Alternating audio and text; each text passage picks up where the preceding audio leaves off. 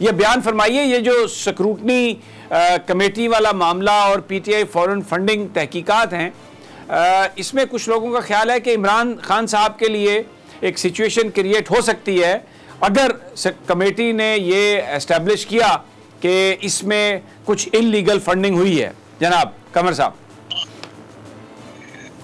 बिस्मिल्लाहिर्रहमानिर्रहीम। जनाब, खतरात की घंटी तो आपने अपने तवारफी रिमार्क्स में पेश कर दी हैं।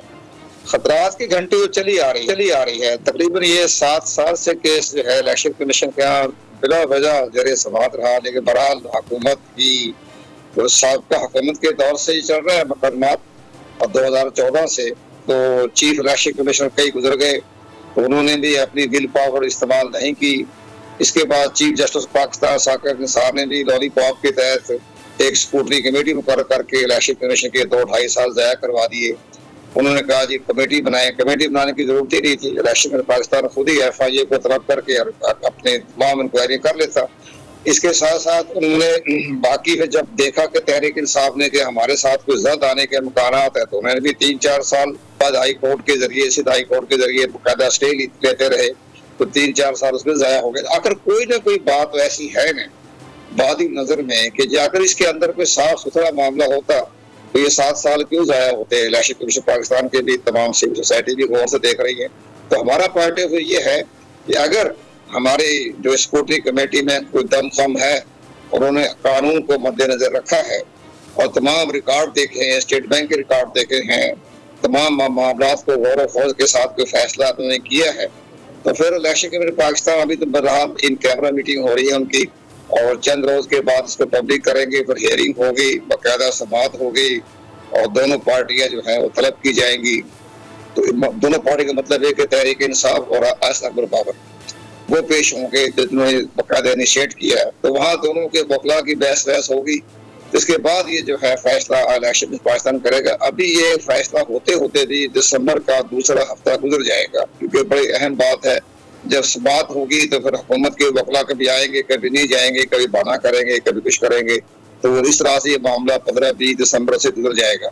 अब तमाम अगर मुश्किलात की कड़ियाँ खत्म हो जाती हैं और तो फिर अगर इलेक्शन कमीशन पाकिस्तान ये महसूस करता है कि इसमें फॉरेन फंडिंग में जो हमारा इलेक्शन एक्ट 2017 का जो सेक्शन 210 है उसमें ये लिखा हुआ है कि एक ऐसी पार्टी जो अपना पॉलिटिकल फंड जमा करवाती है, पार्टी फंड जमा करवाती है, ये साबित हो जाए कि ये ममनुआ, लफ्ज़ इस्तेमाल है ममनुआ तरीके से ये फंडिंग हासिल की गई है जो कि गैर कानूनी है, तो फिर इलेक्शन कमीशन ऑफ पाकिस्तान उस पार्टी का फंड जब्त करने के पास अख्तियारात हैं आर्टिकल 210 के तहत। अब जनाब समी इब्राहिम साहब, अगर किसी पार्टी का फंड जब्त हो जाता है तो ममनुआ हो गया, इसका मतलब है कि वो गैर कानूनी था।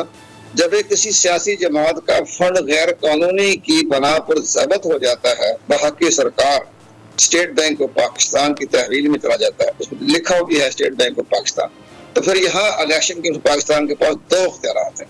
पहला इख्तियार इस्तेमाल करती है जनाब, ये एक बयान जारी कर देती है, स्टेटमेंट जारी कर फैसला आ जाता है कि जनाब हमने इनका फंड जो है वो बहक़ सरकार जब्त कर लिया है, ये ममनुआ जो है ये बाकायदा फंडिंग साबित हो गई है। तो फिर इसके 2 पहलू आते हैं। पहला पहलू ये आ गया, फंड जब्त हो गए बहक़ सरकार। अब तहरीक इंसाफ के दोस्त कहते हैं जी कोई बात नहीं, फंड जब्त हो गया तो क्या फर्क पड़ गया, लेकिन नहीं जनाब, आगे देखें, आगे है आर्टिकल 212, वो है 215 में ये चला जाता है अगर किसी पार्टी का जो फंड जो सरकारी तौर पर जमा कराया जाता है इलेक्शन कमीशन पाकिस्तान की, हाँ, अगर वो इलेक्शन कमीशन पाकिस्तान उस फंड की तस्लीम ना करे और कोई उसकी ममनुआ जो है फंडिंग को जब्त कर ले, तो फिर उस पार्टी का सिंबल वापस लेने के इख्तियारात इलेक्शन कमीशन पाकिस्तान के पास है। यहाँ इसके पास 2 इख्तियारात है।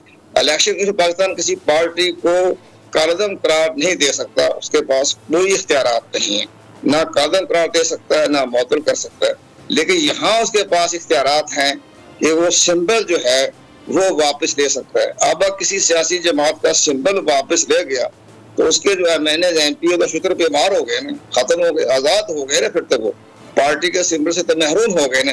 तो फिर मुल्क के अंदर एक आईनी और कानूनी बुरहान पैदा होने के इम्कान हो जाते हैं अगर किसी सियासी पार्टी का जो है सिंबल वापस ले लिया जाए। लेकिन यहाँ आर्टिकल 212 भी आता है, तो आर्टिकल 212 में ये अगर फैसला इसी तरह आ जाता है, बहक सरकार ज़ब्त हो जाता है ममनुआ तौर पर करार देने के बाद, तो वो पार्टी जो है वो सुप्रीम कोर्ट ऑफ पाकिस्तान में जाने की मिजाज है कि वो इलेक्शन कमीशन पाकिस्तान के फैसले के खिलाफ सुप्रीम कोर्ट जा सकती है। तो फिर वो जो पार्टी अफेक्टेड पार्टी होगी जिसके खिलाफ फैसला आएगा, हम नाम तो नहीं लेते, जिस पार्टी के खिलाफ फैसला आ जाए तो वो फिर वो सुप्रीम कोर्ट ऑफ पाकिस्तान में जाने का मिजाज है, हक है, तस्लीम है कानूनी तौर पर।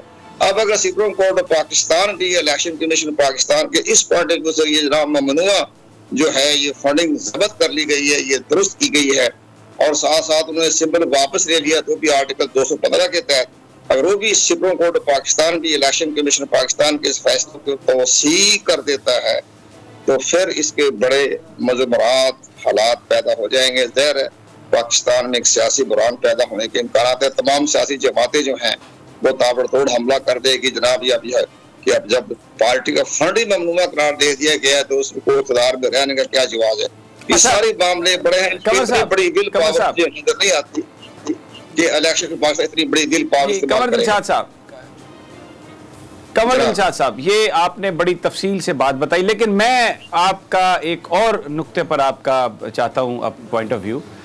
2017 से पहले ये था कि जब ऑडिट जमा होता था इलेक्शन कमीशन में तो हर पार्टी के सरबराह को एक एफिडेविट देना पड़ता है कि उसके दस्तखतों से वो आता था कि इसमें कोई ममनुआ फंडिंग नहीं है। और ये जो इतराज़ है जिसकी इन्वेस्टिगेशन हुई है ये 2013-14 के बीच में फंडिंग है और ये बताया जाता है कि ये फंडिंग वो है जो किसी कंपनी के अकाउंट से आई, किसी ऑफशोर कंपनी के अकाउंट से आई और कानून इलेक्शन एक्ट के लिहाज से वो ममनुआ समझी जाती है। लेकिन इसके नीचे एक एफिडेविट है बतौर तहरीक इंसाफ के सरबराह इमरान खान साहब का कि इसमें एफिडेविट ये है कि इसमें कोई ममनुआ फंडिंग नहीं है। बहुत सारे लोगों का ये ख्याल है कि अगर वो ममनुआ फंडिंग एस्टेब्लिश हो जाती है तो वो एफिडेविट जो है वो गलत हो जाएगा। तो अगर एफिडेविट गलत है तो कोई भी पार्टी जो है जा सकती है सुप्रीम कोर्ट ऑफ पाकिस्तान में कि अगर एफिडेविट गलत है तो वो सादिक और अमीन नहीं रहे। आप क्या समझते हैं इस सूरत हाल पर, आपका क्या पॉइंट ऑफ व्यू है? जनाब बड़ी अहम बात आपने कही है। ये जो आपने जो रेफरेंस दिया है ये है पॉलिटिकल पार्टी ऑर्डर 2002 का सेक्शन जो है वो 202 था उस जमाने के हिसाब से। जब इन्होंने एक्ट 2017 बनाया उसमें एफिडेविट का निकाल दिया, उसमें सिर्फ ये कहा कि मैं तस्दीक करता हूँ कि जो मैंने ये जो आपने पार्टी के असासी जमा कराए हैं ये मेरे इल्म के मुताबिक दुरुस्त हैं। अब दोनों इन्हें तो उसमें से वो लफ्ज निकाल दिया जो किसी के जहन पे नहीं किया। हमारी सियासी पार्टियां तो वाह पढ़ती बढ़ती नहीं है, तो आपने तो पढ़ लिया, बिल्कुल दुरुस्त फरमाया आपने। ये है पॉलिटिकल पार्टी ऑर्डर 2002 का सेक्शन 104, 105, उसके तहत तो 110, 109 बिल्कुल दुरुस्त फरमाया। अब जो नया जो बनाया इन्होंने इलेक्शन एक्ट 2017 इंतखाबी इस्लाहत कमेटी ने, उसमें ये एफिडेविट निकाल दिया। उसमें लिखा कि जो मैंने दिया है, मेरे जो मैंने हकायक बयान किए हैं ये दुरुस्त हैं। मतलब ये भी उसी का एक मुतबादल है, हलफनामे का मुतबादल है ये। लेकिन जब एक इलेक्शन कमीशन पाकिस्तान ने उस पार्टी को ममनुआ करार दे दिया फंड को, तो फिर हलफ की तो कोई वैल्यू खत्म हो गई। पार्टी की सारी इंटेग्रिटी, इम्पार्शलिटी जो है वो खत्म हो गई और उसके साथ ही वो अपने इख्तियारात को इस्तेमाल करे और वो अपने हम आपका जो सिंबल है वो हम अपने इख्तियारात के तहत 215 के तहत वापस लेते हैं। तो पार्टी कहाँ खड़ी है? पार्टी तो हवा में खड़ी हो गई, तहलील हो गई, पार्टी खत्म हो गई। सब्सक्राइब करें और बेल दबाएं ताकि कोई खबर रह न जाए।